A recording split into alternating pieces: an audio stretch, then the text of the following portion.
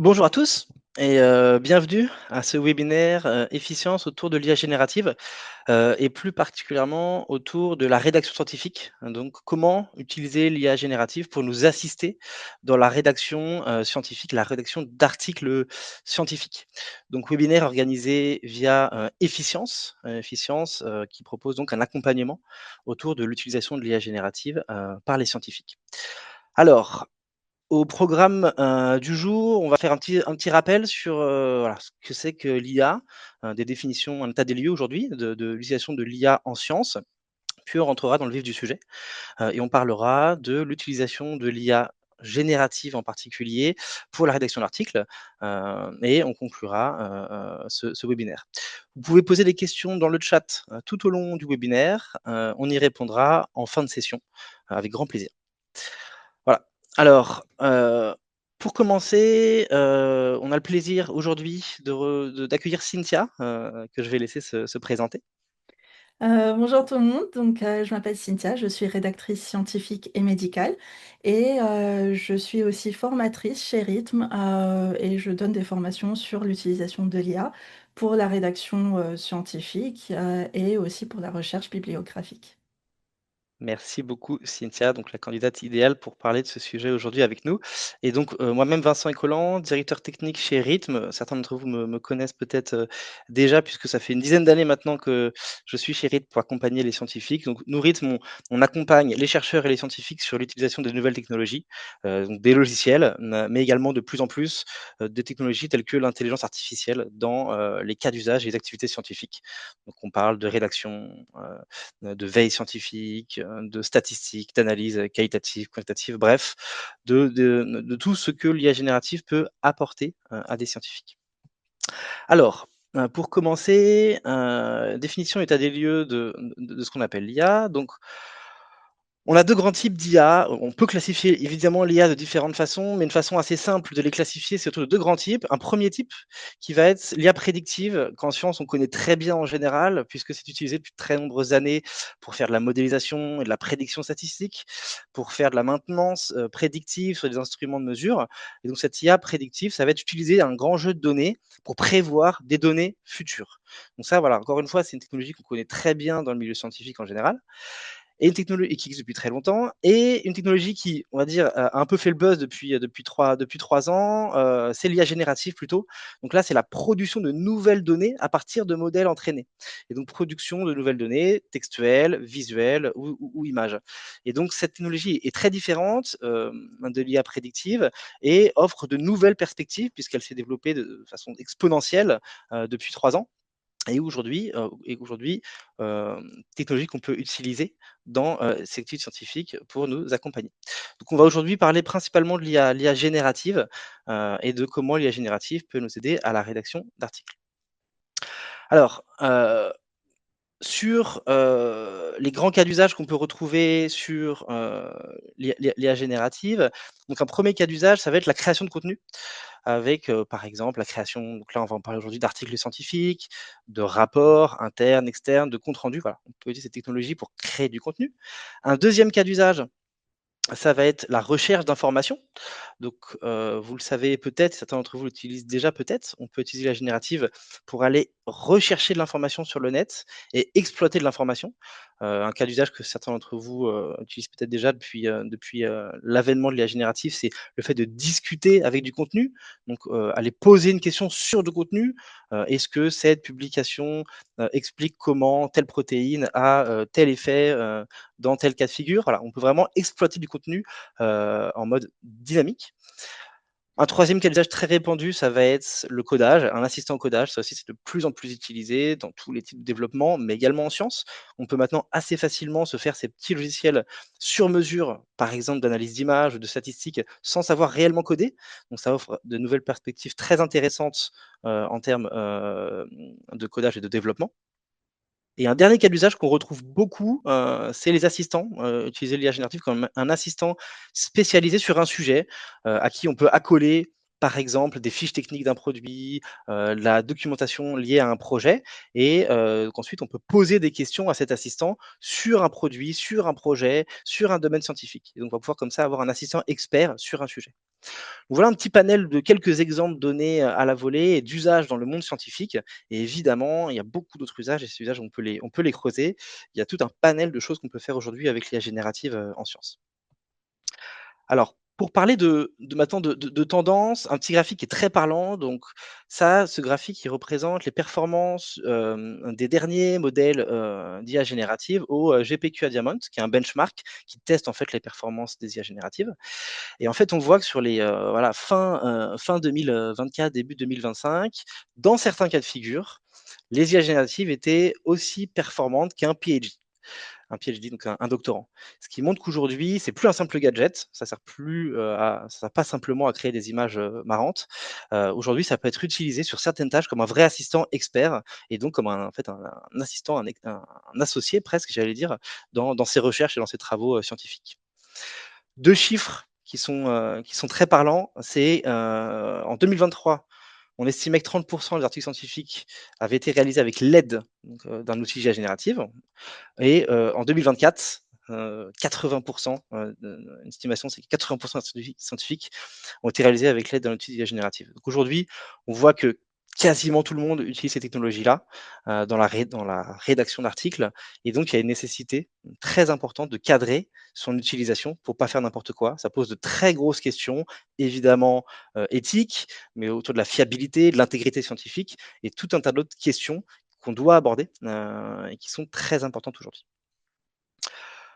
Donc voilà pour les chiffres, alors on un petit sondage pour, comprendre, aujourd'hui à qui on parle, puisque vous êtes très nombreux à ce webinaire, donc savoir un petit peu comment, vous positionnez. Est-ce que vous avez le sondage devrait apparaître à l'écran. Est-ce que vous avez déjà utilisé de l'IA, dans le cadre de votre veille scientifique? Donc pour aller rechercher de l'info, rechercher de la bibliographie? Et est-ce que vous avez déjà utilisé de l'IA dans le cadre de la rédaction, d'un article scientifique? Donc le pop-up devrait apparaître à votre écran et donc on va vous laisser quelques dizaines de secondes pour y répondre. Voilà, savoir aujourd'hui, est-ce que, le panel qu'on a aujourd'hui est représentatif des chiffres que je viens notamment de mentionner? Donc prenez le temps d'y répondre. Voilà, donc on devrait voir les réponses à l'écran. OK, donc dans le cas de la veille, on a 69 des gens qui, ont, utilisé de l'IA et dans la rédaction, 53 donc intéressant. On voit qu'il y a c'est moins que les chiffres que je venais de donner, donc intéressant de voir qu'il y a à la fois un nombre important, mais finalement, 1 personne sur 2 seulement sur, la partie rédaction. J'ai envie de dire très bonne nouvelle pour vous parce que vous allez voir aujourd'hui qu'il y a beaucoup de choses qu'on peut faire grâce à l'IA générative pour nous accompagner dans la rédaction, et pour utiliser l'IA générative de façon fiable, comme un assistant, pour nous aider dans la rédaction d'articles scientifiques. Bah, parfait, merci. Je vais donc, laisser la parole à Cynthia qui va nous parler de la l'IA pour la rédaction d'articles scientifiques. Merci beaucoup Vincent. Comme Vincent l'a dit, on va parler un peu des cas d'usage de l'IA. Déjà, où est-ce qu'on peut utiliser l'IA dans le processus de la rédaction d'articles scientifiques. Et aussi, on va voir quelques exemples ensemble. L'IA peut vraiment être utilisée dans le processus de rédaction d'un article scientifique dès la conception de l'idée déjà pour brainstormer, pour creuser, et tout au long du processus jusqu'à vraiment la soumission de l'article. Donc, on peut déjà utiliser l'IA pour gagner beaucoup de temps dans la bibliographie. Donc, comme on a vu dans le sondage, pas mal d'entre vous utilisent déjà l'IA pour la bibliographie. L'IA peut nous aider à trouver les articles très spécifiques, des articles peut-être qui sont assez anciens, qu'on ne peut pas trouver très facilement. Il y a plein d'outils maintenant qui se développent de plus en plus pour nous aider à vraiment trouver les bons articles au fait pour nos recherche.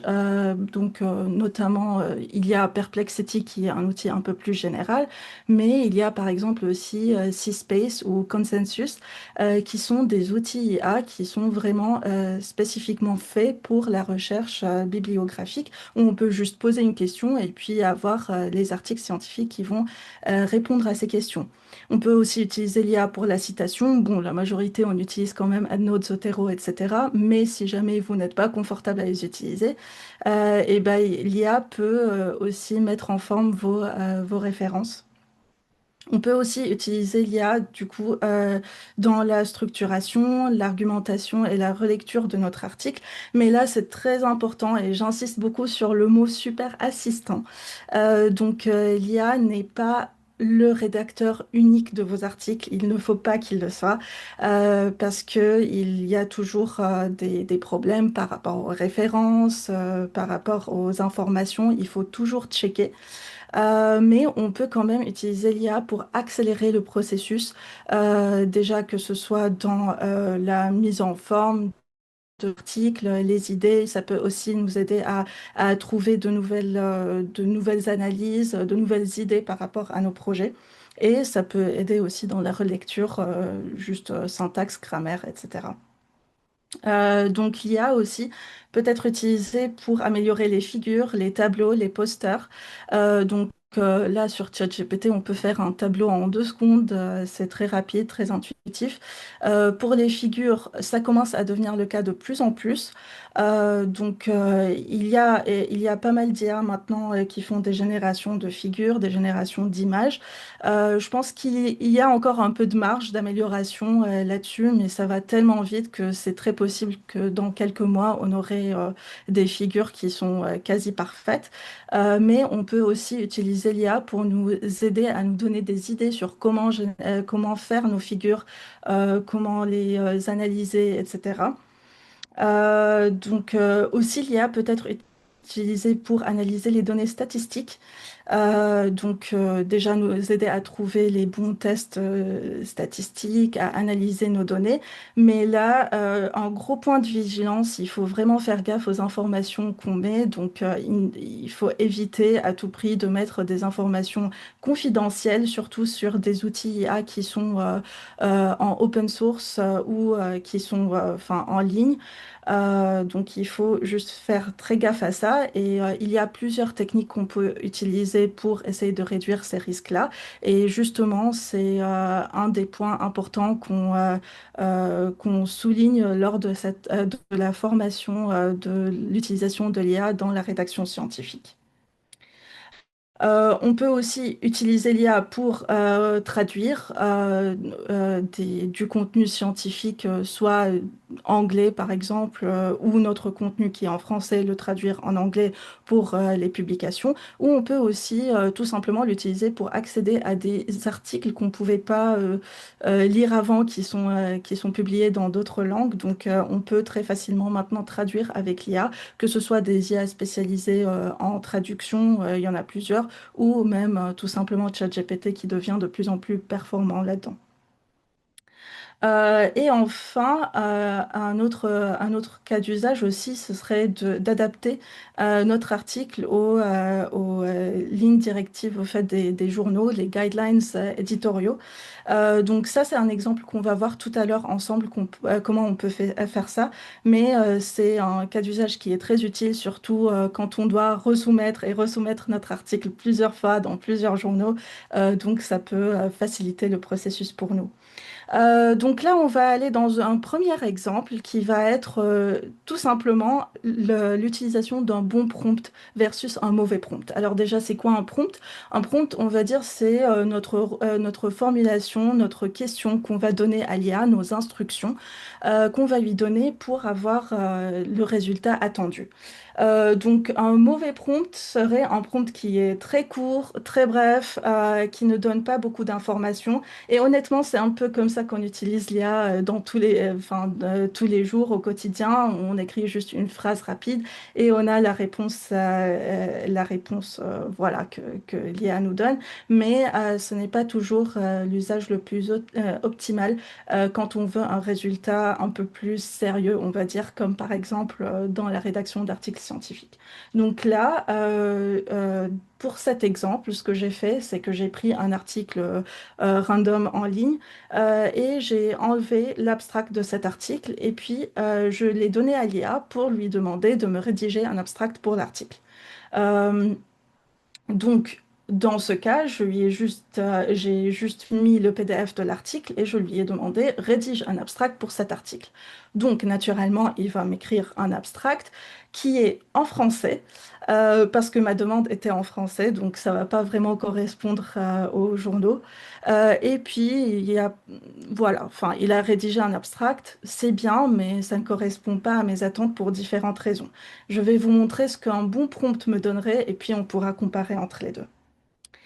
Donc un bon prompt, c'est un prompt qui est structuré et qui va donner plusieurs informations à l'IA pour pouvoir avoir le résultat attendu. Donc structuré comment? D'abord, on doit donner un contexte à l'IA pour que l'IA sache de quoi on parle. Donc c'est le même cas de figure. J'ai mis le même PDF du même article et là, j'ai demandé enfin j'ai mis un prompt structuré. Donc, je lui ai dit, tu es un rédacteur scientifique, expert en rédaction de publications. Donc, j'ai donné à ChatGPT dans ce cas le contexte.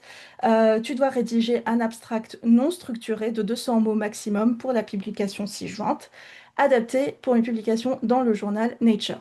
Donc, ce que j'ai fait ici, c'est que je lui ai donné un peu les guidelines que j'ai trouvés sur Nature, où ils veulent un abstract non structuré de 200 mots maximum. Une autre façon de faire, c'est de tout simplement télécharger la ligne directive du journal que vous voulez, auquel vous voulez soumettre votre article et de joindre aussi le PDF des guidelines de ce journal-là et dire à l'IA de suivre ces guidelines-là. Donc là, je lui ai donné le contexte, je lui ai donné aussi les instructions, c'est quoi mon but final, l'objet final que je veux. Et je lui demande de rédiger l'abstract en anglais scientifique. Donc je précise la langue vu que je fais une demande en français, je lui précise que je veux un résultat en anglais pour un public expert dans le domaine de la psychologie. Donc là aussi, on donne le public cible pour pour qu'il sache mieux structurer au fait l'abstract. Garde un ton scientifique et neutre mais accessible, donc je lui donne le style, et l'abstract doit suivre la structure suivante. Si j'ai une structure en tête, je la mets. Au fait, toute information qu'on a, il faut la mettre dans le prompt pour que l'IA sache la suivre. Et là, comme vous pouvez voir, l'abstract n'a rien à voir avec ce qu'on a eu tout à l'heure. Donc déjà, l'abstract est en anglais, ce qui est bien. Il n'est pas structuré comme j'ai demandé. J'ai demandé un abstract non structuré et il est beaucoup plus court, donc en comparaison avec l'abstract qu'on a eu tout à l'heure qui ne correspondait pas du tout à mes attentes. Comme quoi, un prompt est vraiment très très important et il peut affecter énormément le résultat obtenu. Un deuxième exemple dont je vais vous parler, c'est Claude. Claude IA, donc c'est un autre outil IA qui est un peu comme ChatGPT aussi, qui est assez généraliste, mais qui a quelques features qui sont intéressantes, surtout dans la rédaction. Et c'est surtout le fait qu'on peut sélectionner le style de rédaction qu'on veut. Donc, au lieu d'avoir à rédiger dans le prompt en détail quel style on veut, on peut tout simplement, avec quelques clics, sélectionner le style voulu. Donc là, j'ai utilisé le même prompt. J'ai enlevé un peu les détails pour qu'on voit la différence ici de ce qu'il peut faire. Et là, je lui ai demandé de faire un style explicatif pour l'abstract. Donc, comme vous pouvez voir, c'est un abstract qui est très long, très explicatif, comme on a demandé. Alors que quand je lui demande un style concis, donc l'abstract est vraiment beaucoup plus court et comme quoi il adapte vraiment le style à la demande. Et un autre point qui est vraiment, vraiment sympa quand même avec cette IA, c'est que on peut non seulement sélectionner des styles qui sont déjà préexistants, mais on peut aussi créer notre propre style. Et c'est un peu ce que j'avais fait ici avec ces deux styles-là, donc Create Custom Style.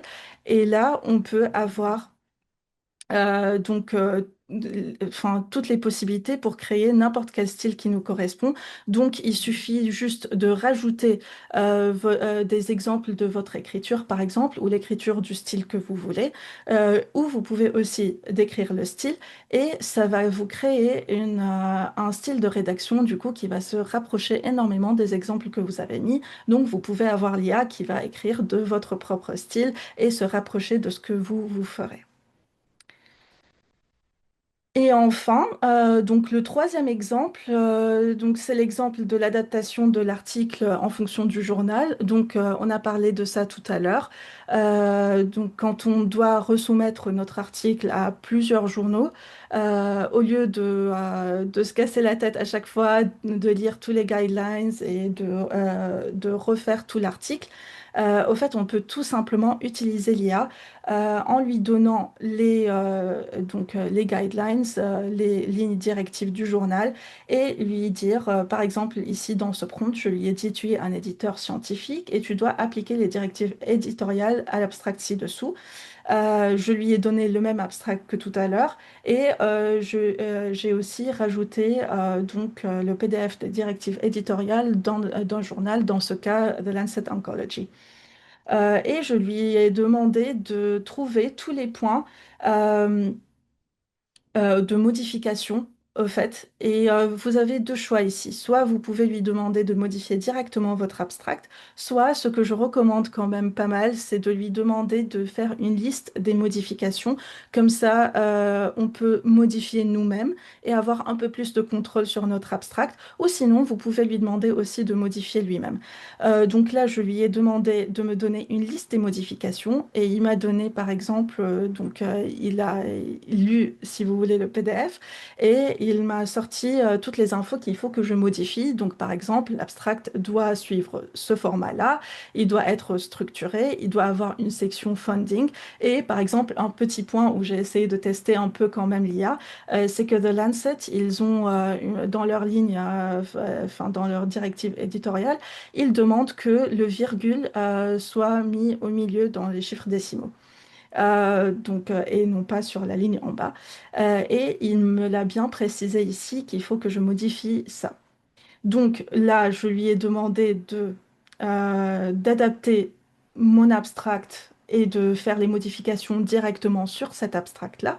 Et comme vous pouvez voir, et je lui ai dit aussi de mettre en évidence les modifications effectuées, chose qu'il a fait ici en gras. Donc vous pouvez voir qu'il m'a divisé l'abstract en différentes sections comme il le fallait pour le journal. Il m'a modifié même les décimales ici et il m'a rajouté la section funding. Ça peut être vraiment un outil qui nous aide beaucoup, qui nous assiste à avancer plus vite. Mais c'est pour ça aussi, il est important de garder en tête que c'est un assistant, que ça ne va pas vous remplacer dans la rédaction. Et il ne faut pas qu'il vous remplace dans la rédaction, mais par contre, il peut vous aider à aller beaucoup plus vite. Et il faut aussi toujours garder en tête qu'il faut faire gaffe à la propriété intellectuelle, il faut faire gaffe aux données qui sont confidentielles. Et il y a plusieurs techniques pour contrer ça, mais on n'aura malheureusement pas le temps de les développer pendant ce webinaire. Voilà pour moi. Pas le temps. Merci beaucoup Cynthia, très clair. Donc, une très bonne vision de premiers cas d'usage de l'IA générative dans la rédaction d'articles. Hem, la sécurité effectivement liée, à vos données, la fiabilité sont des éléments très importants, sur lesquels encore une fois, il est nécessaire d'avoir des connaissances et d'utiliser en connaissance de cause. Alors pour conclure, avant de répondre aux très nombreuses questions qui ont été posées, alors autour de ce qui a été dit, si on peut passer, hop, la slide suivante. Donc en conclusion, on a vu que l'IA générative est un super assistant. On l'a répété, c'est un assistant, mais c'est un super assistant. Donc aujourd'hui, ce serait vraiment, dommage de s'en priver, sachant qu'il y a des outils qui sont payants, mais d'autres qui sont gratuits. Il y a les 2 en fonction de ce qu'on souhaite faire, du niveau, dont on souhaite bénéficier et qui permettent d'avoir un gain de temps et de qualité énorme. Donc très important, ce serait dommage de s'en priver. Un deuxième point, c'est que ces outils, il faut les maîtriser. Donc on l'a dit et on le répète, qu'on parle de prompt engineering, donc de comment bien utiliser, comment bien parler à une IA, mais aussi dans quel cadre les utiliser, comment les utiliser, des outils en ligne, pas en ligne, américains, pas américains. Il y a tout un tas d'éléments à maîtriser et à connaître, pour pouvoir bénéficier de la pleine puissance des IA génératives sans se mettre en danger. Et dernier cas qui, peut-être, le plus important, c'est qu'il y a des cas d'usage pour tous les niveaux. Aujourd'hui, on peut utiliser de l'IA générative, j'allais dire même sans savoir utiliser un ordinateur. On l'a a priori tous testé ou au moins vu tester. Il suffit de poser une question, on a une réponse. Donc, il y a des cas d'usage très simples à mettre en place et on peut aller jusqu'à des cas d'usage très complexes et donc très complets. Certains d'entre vous ont sûrement déjà entendu parler de ce qu'on appelle l'IA agentique, la mise en place d'agents IA et d'automatisation. Aujourd'hui, on peut utiliser l'IA générative dans des procédés complexes, dans des processus longs, rébarbatifs, et qui on peut automatiser, comme ça, des processus de veille scientifique, d'analyse, de, contrôle de routine sur les analyses. Il y a tout un tas de cas d'usage qu'on peut développer grâce à l'IA générative. Donc on peut aller assez loin dans l'utilisation de l'IA générative aujourd'hui et ça le sera de plus en plus puisque, tous les, toutes les dernières versions, à chaque nouvelle version des derniers modèles d'OpenAI, de Mistral, de Google, ou ces autres fournisseurs, on voit que la performance augmente drastiquement.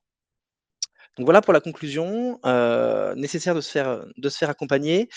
Efficience donc qui organise ce webinaire, donc l'offre de rythme Efficience propose justement un accompagnement autour, de l'IA générative, donc un accompagnement de conseils, de formation et d'intégration. Donc c'est ça qu'on propose aujourd'hui avec Cynthia notamment et avec tout un tas d'experts scientifiques et sur l'IA générative pour vous accompagner, pour vous conseiller, vous former ou intégrer dans vos infrastructures des agents IA. Donc n'hésitez pas à nous contacter si ça vous intéresse évidemment. Dans la slide d'après, on va avoir quelques informations sur les formations qu'on propose. Donc, on propose des formations sur l'utilisation de l'IA générative pour évidemment la rédaction d'articles. Donc, c'est avec des premiers sujets qu'on vient de voir aujourd'hui, mais également sur de la veille, de l'enseignement, de l'analyse qualitative, quantitative, de la communication. Il y a tout un tas de verticales métiers sur lesquels on peut utiliser l'IA générative et sur lesquels on propose des formations. Et donc, je crois que je vois une question qui demande quand se fera cette formation. Très bonne question. On a des formations toute l'année. Donc, pour information, dans la slide d'après, on va avoir non pas des dates, mais en tout cas les prochaines sessions qui arrivent sur les prochains mois. Écrivez-nous, à l'adresse qui y aura dans la dernière slide, et on vous donnera toutes les dates sur les différentes formations qu'on propose, sachant qu'il y a une réduction de 10% sur des commandes avant fin janvier. Voilà, une dernière question de sondage, une dernière question, puis on répondra à toutes vos questions. Donc pareil, la question devrait apparaître à l'écran, voilà. Voilà. Sur quel sujet vous seriez intéressé, pour être accompagné sur l'utilisation de l'IA générative? Voilà, c'est réponse à choix multiples, donc n'hésitez pas à sélectionner plusieurs réponses. Nous, ça nous permet aussi de voir quels sont les sujets qui vous intéressent le plus et de développer, ou pas certaines, formations, d'accentuer ou pas, certaines formations et de creuser ou pas certains sujets. Donc voilà, n'hésitez pas à nous dire, les formations et les sujets qui vous intéressent. Ça nous permet, nous, derrière, d'adapter le contenu de ce qu'on peut vous proposer. Donc en attendant, je regarde les questions. J'ai vu qu'il y avait beaucoup de questions. C'est sûr que c'est un sujet sur lequel il faut se poser beaucoup de questions et donc on va y répondre avec grand plaisir.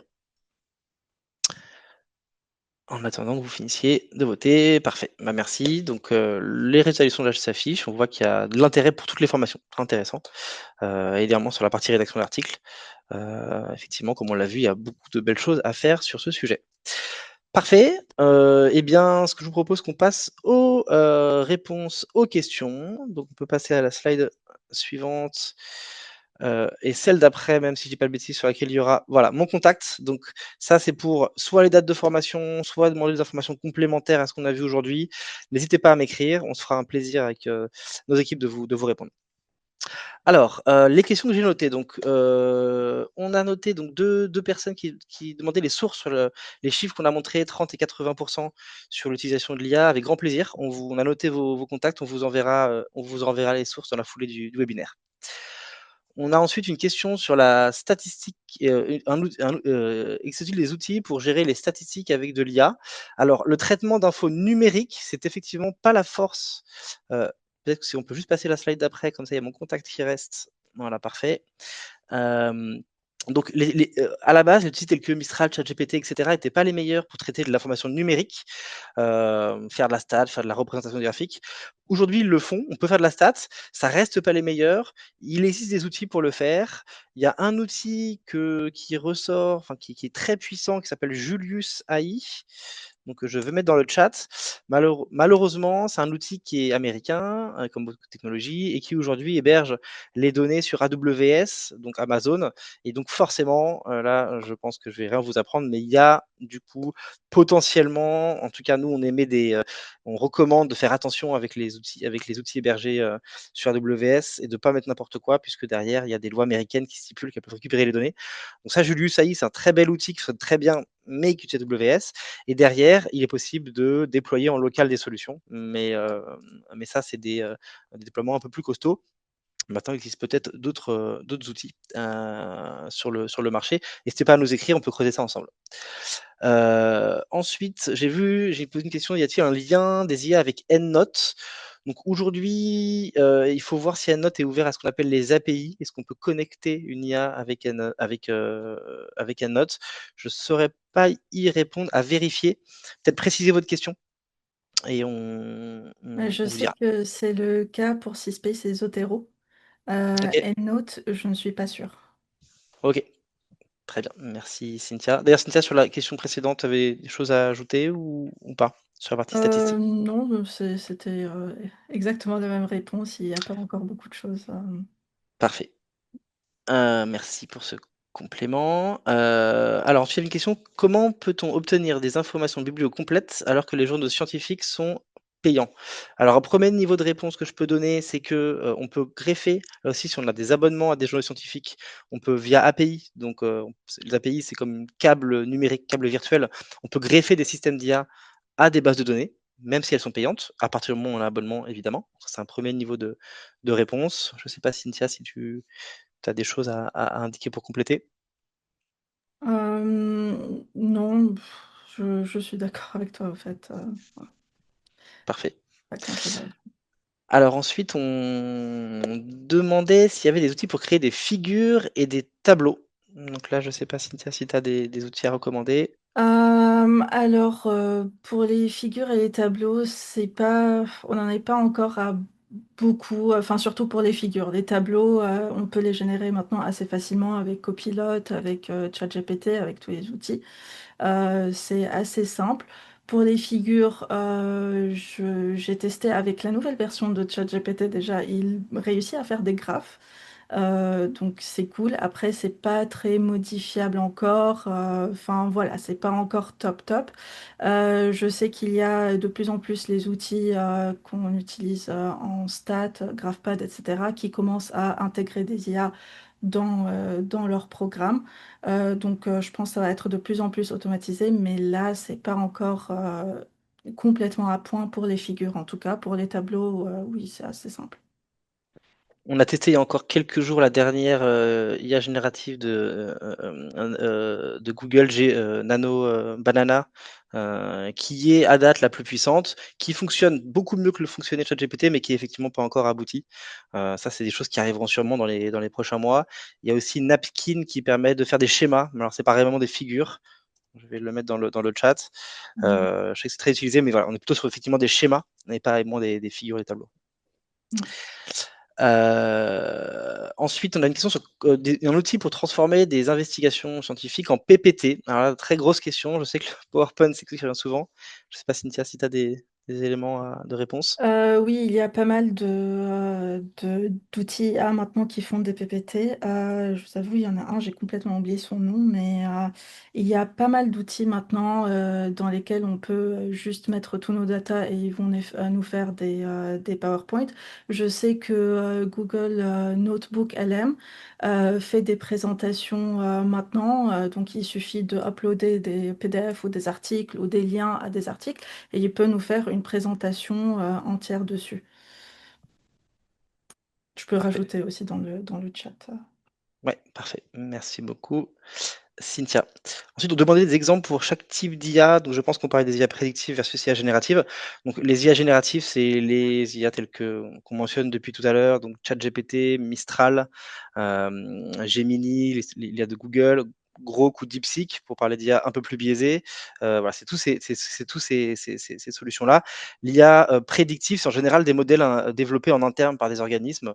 J'ai pas de noms commerciaux d'IA prédictive en tête. Je sais pas si tu en as, Cynthia. En Mmh. général, c'est plutôt du sur mesure. Ouais.